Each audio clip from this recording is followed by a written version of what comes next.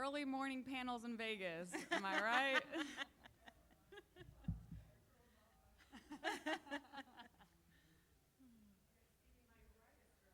Love it.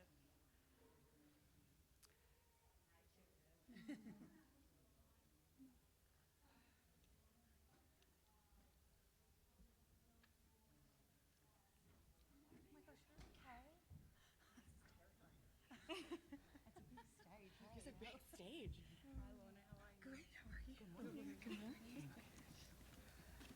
Good morning, everyone. Thank you for coming. We appreciate it. We're going to do some quick introductions, and just so everybody knows, this is being live streamed on Facebook, so we will have some questions, hopefully, from the audience that is watching across the interwebs. And this is a panel on audiobook marketing, so just making sure you're in the right room.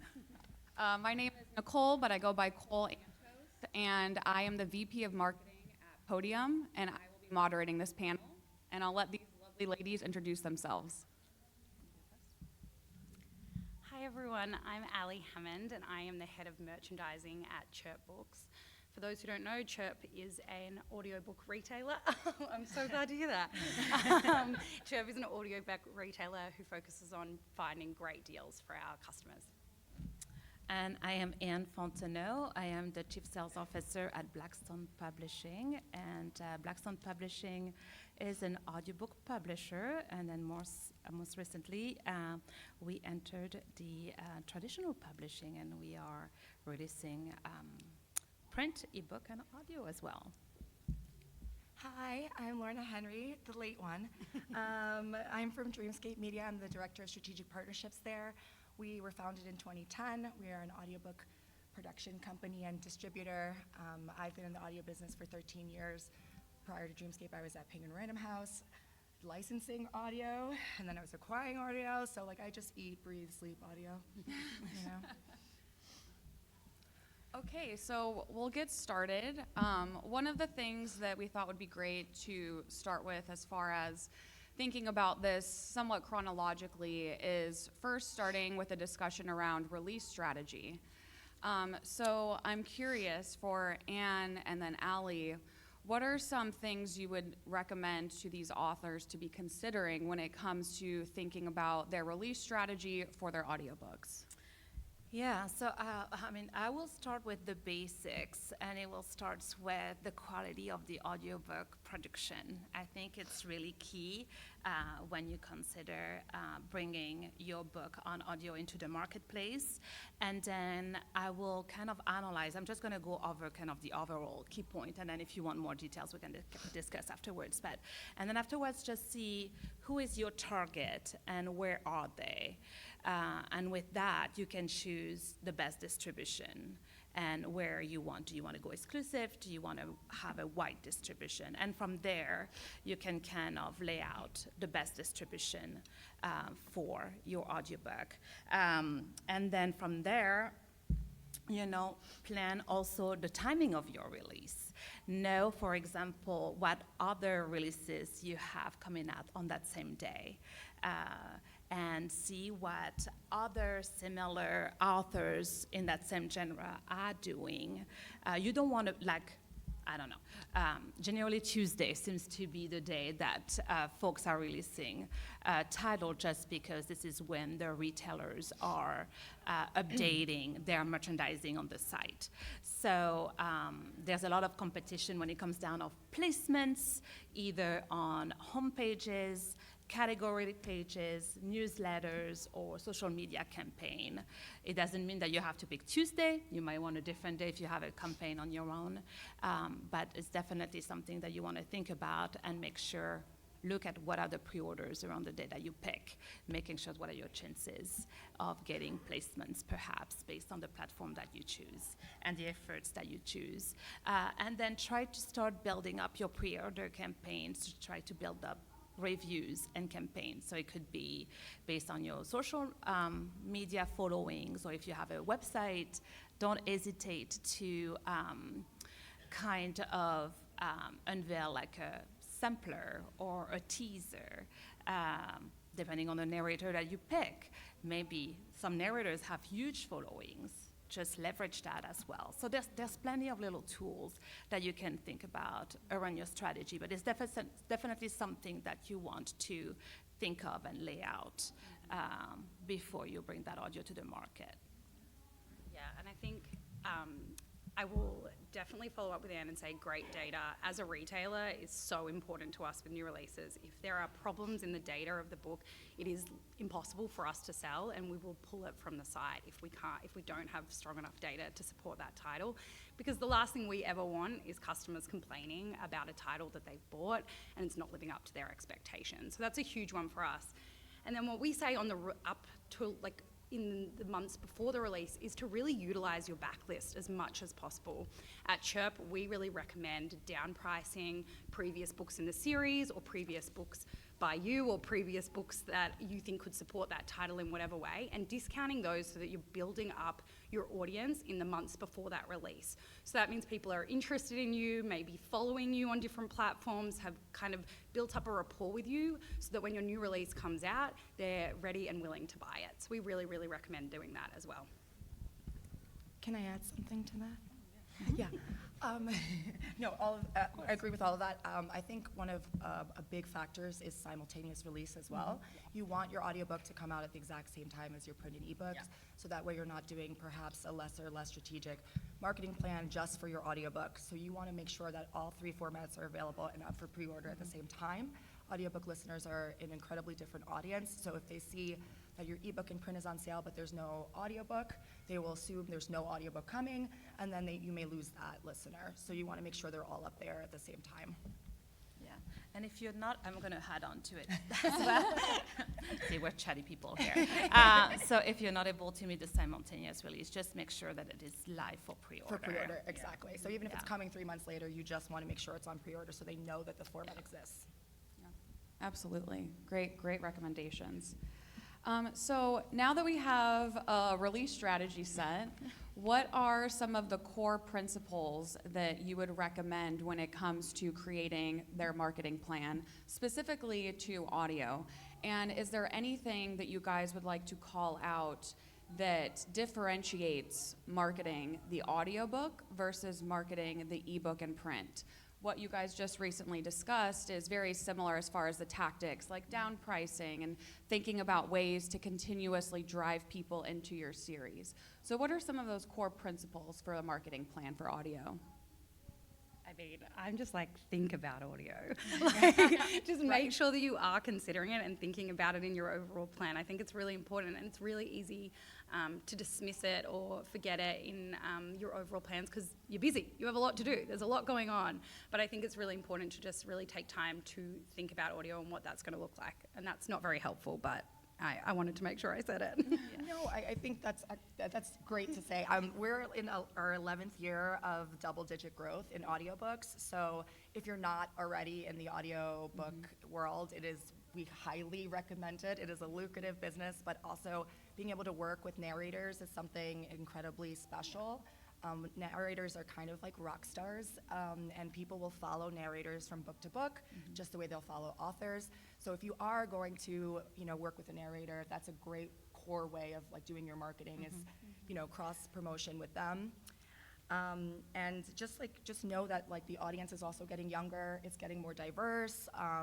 We're 57% of audiobook listeners are between the ages of 18 and 44.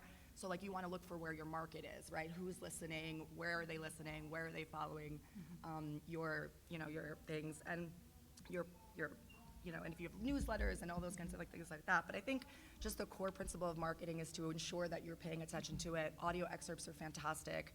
You want to have samples up there. Giveaways really work, codes and things like that.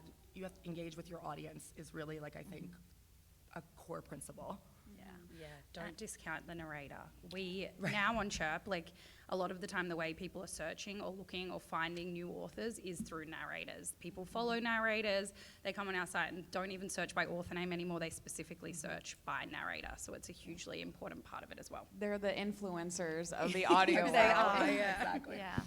Yeah, and kind of to piggyback on what you were saying, there was a recent survey that was released from the American Association of Publishers, or maybe it's the other way around. APA, yeah. Yeah, AP. In the last 5 years, digital audio increased by 71% since 2018. And I think that was very strong because if you consider the other publishing formats, obviously they're not increasing as fast. So it's definitely a market that you cannot ignore.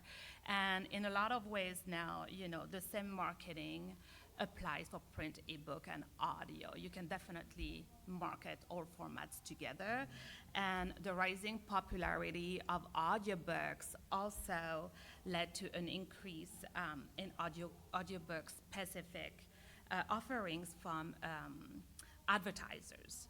So you have dedicated now emails, websites, social media that you can take advantage of to kind of exactly, Chirp.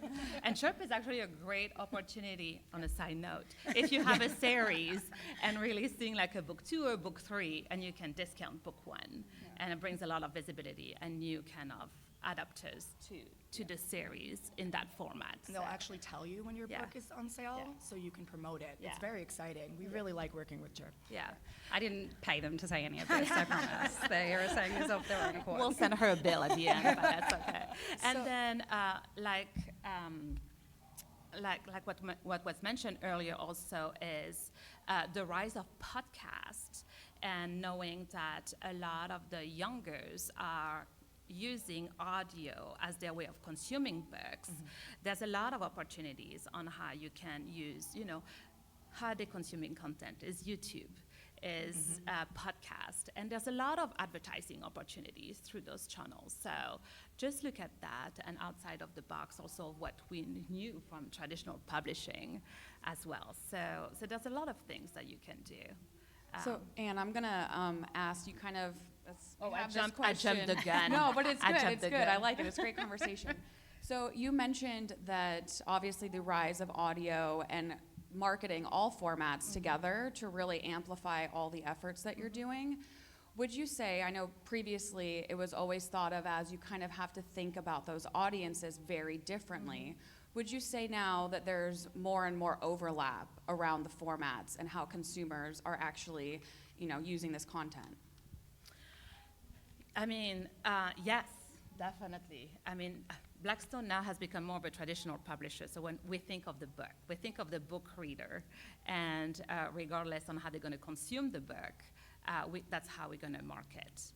But at the same time, we know some books are going to do better in a specific format, so then we're going to target specific marketing campaigns in that audio. And then the same way as was mentioned before, we're going to leverage the narrator platform. We love also providing some little insight of videos on a narrator, narrating the audiobook, or kind of behind the scene, and people love that type of additional content. So it's kind of that complete experience that we like to share with the fan and the readers, regardless of what format they're gonna purchase. I feel like we do a lot of customer surveys and we talk to our customers a lot. And one of the things I think we found most surprising with our customers is how many of them are not just reading across formats or listening across formats, but also listening across different retailers and different places as well.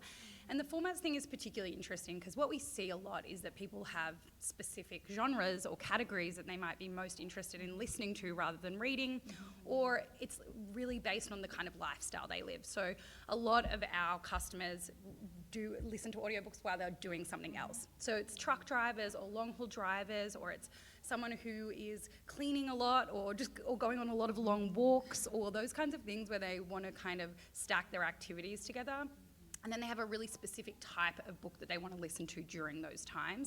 And I think that's what's been really interesting for us is it doesn't have to be one or the other, and we're definitely not seeing it be one or the other. We're definitely seeing audio be complementary to other reading or other consuming of content that they're doing, which is great. And one additional article that I read recently from the American Library Association, and they said that Gen Z and the millennial actually more than 50% of them visited a library in the last 12 months, and actually most of them used a print book, and I thought that was really interesting to see those trends. And but they really borrow across the formats. They just don't want to wait. They don't want to have a hold. So, but it was interesting to see that if they don't have the digital available, they will still go to the library and use the print book, for example. So I thought that was interesting. Vintage is in. Yeah, I know, right? I thought that was interesting. Yeah, to piggyback on that, a recent from the APA, over 30% of listeners have used the library app to get their audiobooks, and I think that's really important distinction because, retail, advertising makes a ton of sense, but if you're also in the libraries, there's a lot you can do there for your marketing as well. So I think it's just like kind of deciding what you want to do and who you're marketing to. Genre specific as well, right? So like if you're doing sci-fi, fantasy, lit RPG, progression, fiction, Reddit ads would make the most sense. But if you're doing maybe romance, maybe Facebook ads makes the most sense. So you really have to also look at like what's performing genre specific for your audio. So Lorna, it sounds like you're recommending that you think audience first. I and do. then decide your marketing channels from there. Yeah. Yeah. Is there a channel that you would say is more effective specifically for audio? I know that Anne mentioned YouTube. Obviously, we would be amiss if we didn't say book talk Right. during this panel. Right. What would you say is some kind of tips and tricks as far as thinking about the marketing channels specifically to highlight the audio? Yeah, I think audiobook listeners are actually really engaged in social media. So I think, from your Instagrams to your book talks to even Facebook, that's where the audience is. And they really want to make a human connection. So if you're like, my book is coming out and in audio, and this is who is narrating, and meet the narrator, they're really going to be engaged in that kind of content because they want to see you as a human and not as a merchandiser or a salesperson. So the more you put yourself out there on socials, I think the more they will react to you. And like low-hanging fruit, a newsletter. Just like set one up, have them sign up for it, and that way you can kind of keep, updating, especially if you have a series and things like that. We love author newsletters at Chirp. We get a lot of our customers coming from people promoting their Chirp deals in their own author newsletters, and they're a great, great channel for us. So we're big supporters of authors' newsletters. And then there are, Oh, sorry. Oh, I'm sorry. No, my voice was just quiet. Nobody's ever told me to speak louder in my whole entire life, so this is the best compliment ever. I was actually thinking the same thing. I'm like normally shouting at people, and so I'm like trying not to shout into this microphone. Yeah. Also, I wanted to mention just no. You know what? Now you made. What am I Sorry. gonna do? That's okay. No, I was going to mention NetGalley as well. This is a really great resource. You can pay to have your books up there, audiobooks as well, get that readership, kind of get that thing. I mean, you all know about Goodreads, I'm sure, but NetGalley is really helpful because they have the audiobook option to really be able to like kind of get that going. And NetGalley is full of, professional reviewers and librarians and all of that. So that's also a really good way, we've been using definitely for our audiobook marketing strategies. So when thinking about, you mentioned social, and obviously I'm sure everybody in here uses social media, whether it's a love-hate relationship or not. Thinking about book talk specifically, I think the first thing most people probably think about is the print format, because a lot of book talkers use that as a prop in their content. So knowing that audio is also a very immersive experience for the listener, is there anything that you would recommend as far as thinking about how to utilize audio in video content? So this is actually incredibly hilarious because we were recently at New York Comic Con for Dreamscape Lore, which is our new sci-fi fantasy division, and we were setting up our booth, and we're like, oh my gosh, but we're digital. Like, what do you do in that case? So who's going to come to your booth? So, we have the physical out there that we're like, oh, we do the audio and everything, but people kept being like, can I buy this book? And I'm like, on audio? Here's a coupon code, and it is a struggle to be like, we don't have a physical product to really show.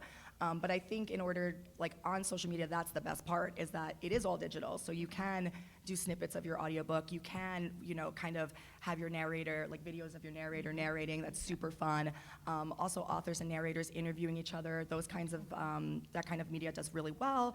It just really is engaging in kind of the format and, and I think what's also really cool, a lot of times we do maybe like a bonus chapter or something that's specific to the audio, so you can really use that as a, a marketing prop. Like if you get the audio, you also get this, bonus chapter, this interview, this, whatever, so. Absolutely. I know at Podium we obviously provide the samples as well, but one of the things that we always like as far as how we collaborate with authors is hearing from them specific passages of their audiobook that they would like to have clipped, So good. because there's obviously trending audio on Book Talk and on Instagram for a reason, because those fun, interesting hooks are something that you really only have 3 seconds to get somebody. So if you have something like that that is engaging, I think it's great to lean on it and utilize it as you can. And an additional campaign that we tried that was very successful is bring a few authors together and do kind of talk about new releases or, experience with audio, bring narrators, and you can kind of take advantage of everyone's kind of platform and bring a bigger audience and help grow also kind of your fan base that way. But that has been pretty successful for us to bring a few authors and do, like we call it book talk. Yes, cross-pollinating the audiences of authors and the narrators, as you guys mentioned, is definitely a very, good strategy. And you really want to be authentic. Yeah. Consumers are not stupid. They will immediately know it's an ad and keep scrolling. So you want to really, engage. And I think that's really important. Like, we don't want book talk and its organicness and its like incredibleness to go away by us overutilizing the platform in a sales kind of way. We don't want to be robots. We want to, we want humans. Okay, so let's, I just want to make sure we hit all of our points here, and I'm watching the time. Allie, I know you've mentioned, obviously, we've raved about Chirp, but what are some of the best practices for authors? You kind of mentioned down pricing, and what do you recommend for authors versus publishers? Yeah, great question. So probably might be helpful to give like a quick summary of what Chirp does. Chirp is an audiobook retailer, but we really have one product that's kind of our gold star, and that is our featured deals or daily deals email. And as a customer, you would come to Chirp and you would sign up and you would tell us what categories or genres you were interested in, and then we would send you a daily email with audiobooks matching those categories or genres so that you can find something you're interested in. We've always been really, really proud at Chirp that we hold a lot of the space in those daily deals emails for independent authors. So we do obviously work with publishers as well, but we do hold space and make sure there's a really good mix every single day between indies and publishers. So as an independent author, you can come to our site, you can submit a title to be promoted, and then you can either suggest a price to us, or we'll suggest a price to you. Generally, they're priced between 99 cents and $5.99. And so that's kind of the basics of how it works. And we basically suggest to everybody to do that as much as you possibly can. Don't be disheartened if your title is rejected the first time. There's often reasons that happens, being space, availability, maybe there's something else running that month that is a very similar type of title, so we might not select it. So I would say always keep submitting, which is hugely important. And if you've ever worked with our company, BookBub, which is a sister company to Chirp, you would know that's the case.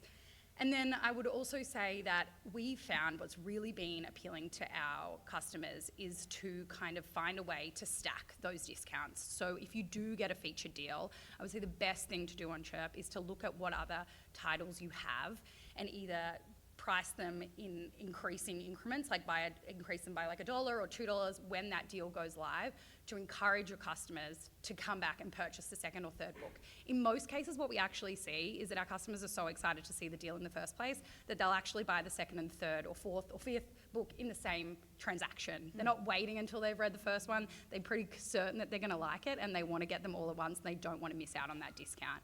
So that was one of the huge things about working with Chirp that I would recommend. The other is you can also just utilize Chirp any which way you want. You can do your down pricing through our distribution partners, and you can send your customers there from your newsletter. Like I said earlier, we love newsletters, so you can send people directly to Chirp without a feature deal. And we have a great on-site experience for customers to find new authors, but also come directly from you guys and purchase. So I think it's always just about pricing smart, make sure you're putting yourself in the right category, in the right genre, make sure you're sitting in the right place. But yeah, there's many different ways you can work with Chirp, and I'd be happy to chat with any of you afterwards if you need any specific ideas. So, Great, thank you. So obviously, this is an indie author conference, but I'm curious to hear from Anne and Lorna. We've talked a lot about organic marketing and really utilizing your social media, your newsletters. Obviously, there's paid media as well, and there's a ton of panels that I've saw and presentations here at the conference around that. But I'm curious to hear from you, Anne and Lorna, thinking about a more robust marketing plan. What do publishers bring to the mix as far as marketing the audiobook? I did the hair flip, but I want you to go first. I want to steal your thunder here. I'm just prepping. I'm prepping. You're just prepping. Just Okay. prepping. Well, I think in general, publishers are a crucial role in kind of amplifying your audiobook and your platform. So it's leveraging our expertise. Either it's with our professional audiobook narrators and production capabilities, what we can do with your book. It can be with the marketing, it can be with our distribution network, on how many partners we have, and all the various relationships that we have with those partners. It could be with all the various promotional campaigns that we can do. It could be also anything that we can set up in terms of author branding, positioning with events, leverage our social media platform with yours, for example. So yeah, I think it has definitely a lot of collaboration and being able to kind of help grow to the next step. Yeah, absolutely. And Dreamscape is just an audiobook, not just, oh, what a silly word.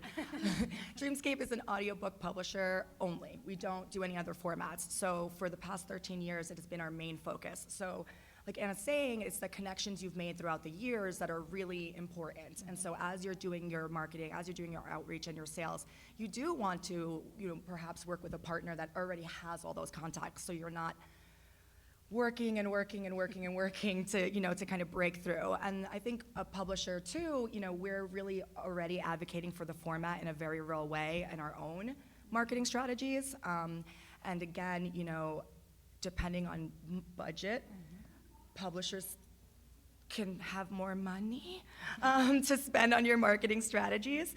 So there's and it depends on how you want your audio, and then Dreamscape not only licenses and publishes, but we have a really robust distribution program called Select. And we do really want to work with indie authors who have their own already made audiobooks. And it really is just helping you with our pipes, right? So we want to distribute, we want to help you with your pipes, 50 plus platforms. We love Chirp, but like it's honestly thinking about how you can get your audiobook to the most amount of listeners. And if you work with a established partner, they're able to really do that for you and help in that kind of, author collateral, that kind of marketing support. We do love doing events, so we love that, we can bring, like, where we go, we're here. Where else should we go? And so I think working with a publisher that is an expert in their field can be incredibly beneficial for your audio. and I'll give them a shout out and say they are experts in their field. They are both, Dreamscape and Blackstone are amazing companies to work with, as someone who's worked with them for 5 years. Oh, and Podium. I said that extra loud. No, I think everything that you guys said is totally right. One of the things that people will ask me is, oh, you're marketing Podium, and I always have to correct them and say, no. I mean, we focus on the IP, and in a lot of ways, it's amazing for authors to see it's beneficial holistically because it's growing their brand, which is not only impacting the series that maybe Podium is publishing, it's also really beneficial for the other series that they may have, because consumers are looking for the author, and they'll go to genres, or they're looking for the narrator. You know, nobody is really, I mean, some people know, oh, this publisher maybe specializes in this genre, and I love that, so I'm gonna go look for another book, you know, or whatever. But for us, it's really focusing on the authors, building that IP, because the consumers know what they want, and that's, you know, the household name that they're gonna be looking for is, I love this author, I wanna find more of the audiobooks that they've done, or the narrator as well. And to your guys' point, the narrators really, really drive, you know, Anne mentioned the production of the audiobook. That's really where it starts, and you kind of build out from there. So I think you guys have added some really, really strong insights. I'm looking at the timer, and I want to make sure we leave some time for questions. So I believe the microphones are on back there. If you guys want, yes, I got the thumbs up. If you want to start lining up, we will be taking questions for the next 10, 12 minutes.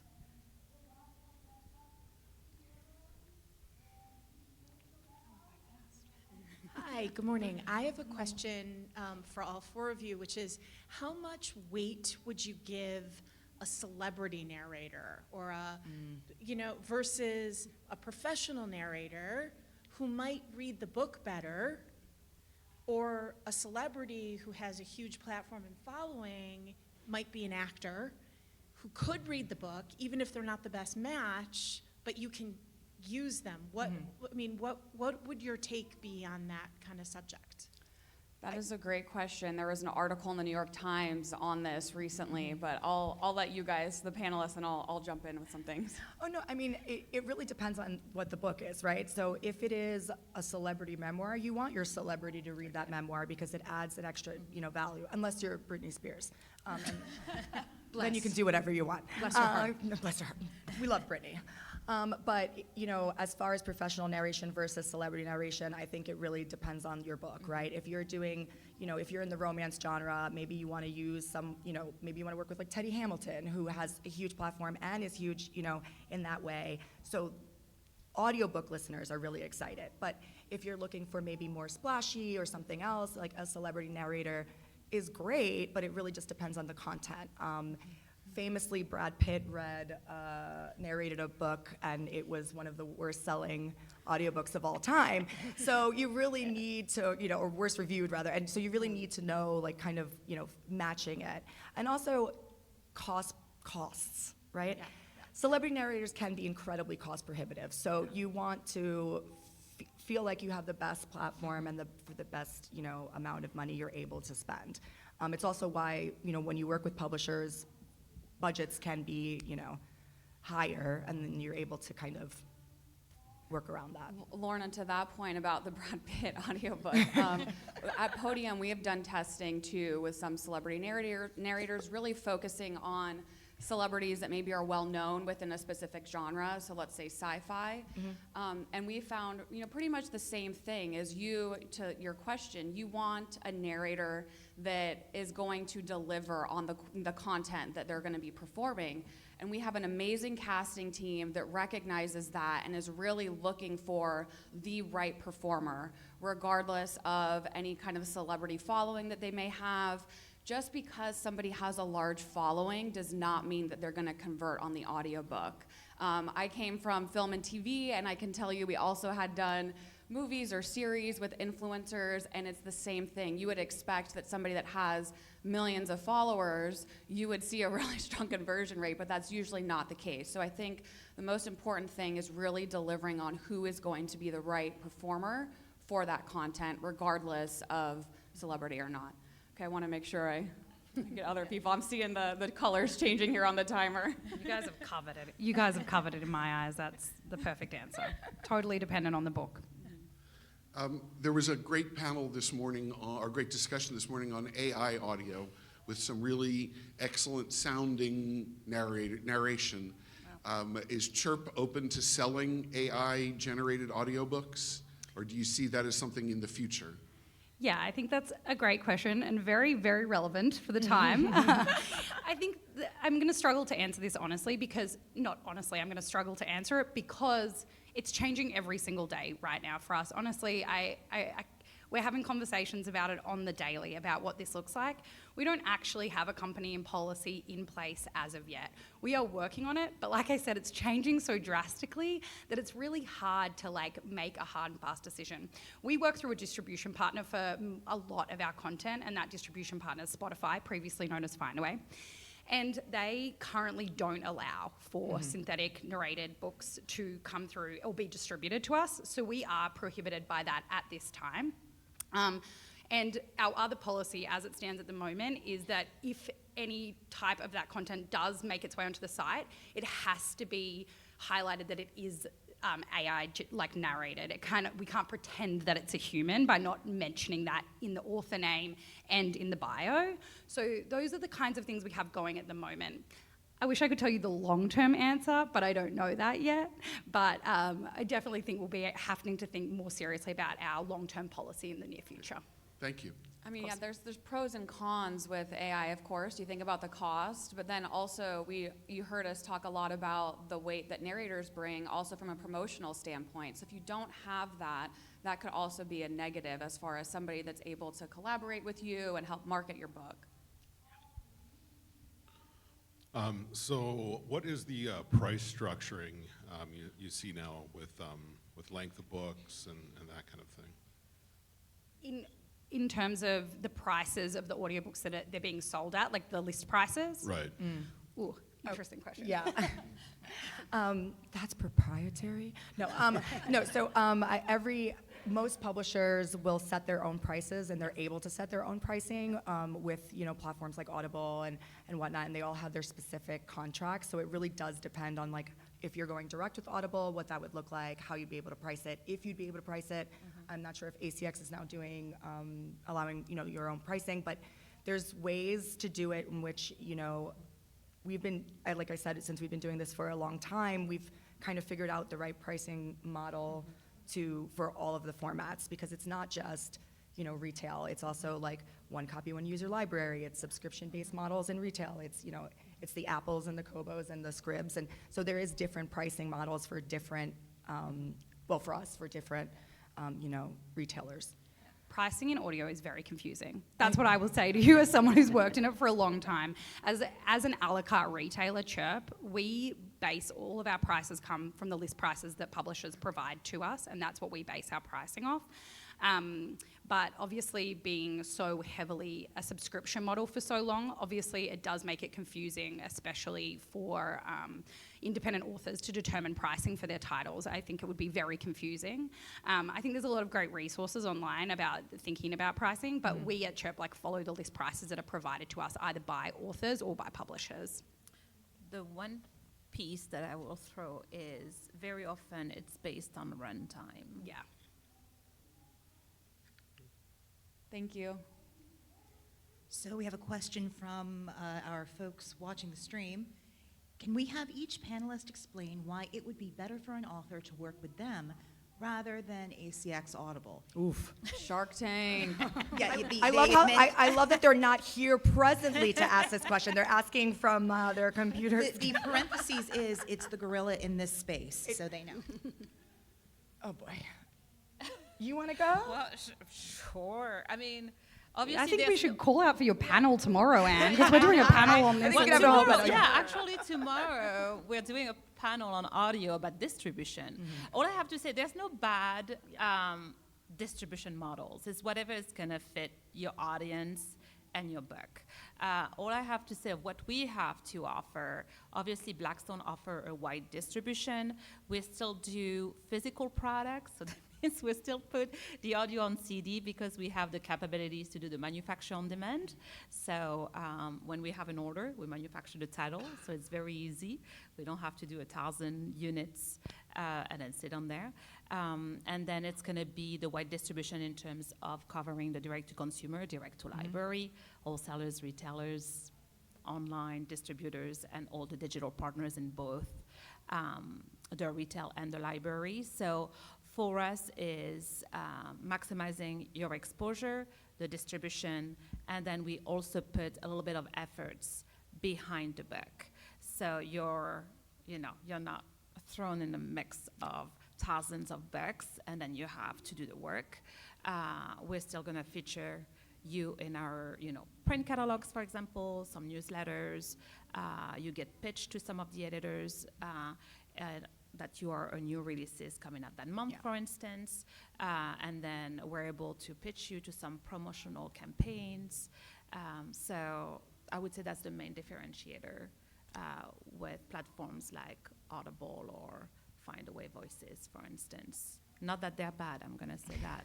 They're also Lorna, do you want to give a quick 30-second Yes, pitch here, too? Because I do want to make sure that, and we can talk with the other the people that have I questions. think there's no wrong answer. Yeah. Honestly, it's you as an author is going to decide what you want to do with your IP. You want it to be exclusive to Audible because you like those rates, fantastic. You want a wider distribution because you're really interested in not just Audible, but maybe the other retail channels and the library channels, fantastic. That's where Dreamscape can come in and help you. You want to you want to not control your IP. You're like, I don't want to deal with audio. Can I license it to a company who will give me upfront money against advances? Great, Dreamscape can do that too, right? It really just depends on what you want. I think there's enough pie for all of us. So whether or not, you want to go, exclusive with a retailer, or you want to go wide, or you want to produce it yourself, or you want to license it out, there are options for you, and I think it's just what's right for you. I like wide distribution because it means you can sell your book on Chirp. So I don't Thank I don't you. have to fight very hard. I'm like, I that's know. pretty much the answer for me. I'm sorry, Allie. I do think it is definitely dependent on you and your content. You already mentioned the audiences. Where is your audience going to be consuming this? I do think it's also important to think about the involved process. If you were going through a platform like ACX, at Podium, we are exclusive with Audible. It has been an amazing relationship. We get a lot of perks as far as the partnership that we have with them, the featured daily deals that we receive and things like that. And there's a lot of our authors that are here that are very happy with that monetization. And I'm happy, for sake of time, to talk more to anybody that's curious about that. Cole, we get daily deals too, okay? Gosh. Let's count those, Lorna.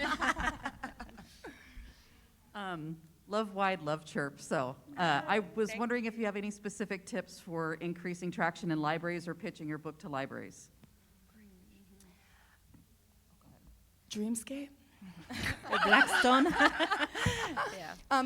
Direct to library is probably a lot harder. It's not like, the same kind of market, but if you want it, like our sister company's Hoopla, so there's a real way to kind of get in through that way and have a direct relationship with them, and then kind of figure out from there, Overdrive and all of that stuff. As far as marketing goes, libraries really pay attention to specific times of year because that's when their budget is up, and like if there's any kind of discounting prices for people's catalogs, they really want to take advantage of that because they want to get as much content as they can for the pricing model. But personally, those kinds of connections, like I said, are years in the making. But if you want to talk after, I can give you some insight. And there's also a panel tomorrow. Rebecca Colbert from the Las Vegas Public Library will be there. So it's at 9:30 a.m. So feel free to join us, and she'll be able to answer questions as well. What's your opinion on author-produced and author-read audiobooks? Well, are they good? I mean, honestly, we've worked with authors before to narrate their own titles. It is normally in the nonfiction space because for that, it makes a lot of sense, particularly if you're a professional in that field, or if you have a platform, if you're a podcaster, if you have experience in that narration, we're more than happy to work with you on that, and I think it's perfectly a viable option. I think professional narrators are professionals for a reason. They have the equipment, they know how to QC, they know how to edit, and they will produce a finished product. But I don't think there's again a wrong answer. It's just more how does it sound for us? Like, is the quality there? Is the pacing there? Is this something an audiobook listener is really going to want to spend money on? And people, I think, also underestimate the talent that it takes and the time, the longevity of it. It's definitely an art form for sure. We've worked with, authors that will narrate, and they're like, wow, they have so much more respect for the performance of the narrators, which is awesome because it is something that takes a lot of stamina and should be definitely recognized for that. I feel like even professional actors often say like narrating audiobooks is some of the hardest work they've ever done. So I think it's just one of those things. Oh, that was great. Oh my gosh, we did it.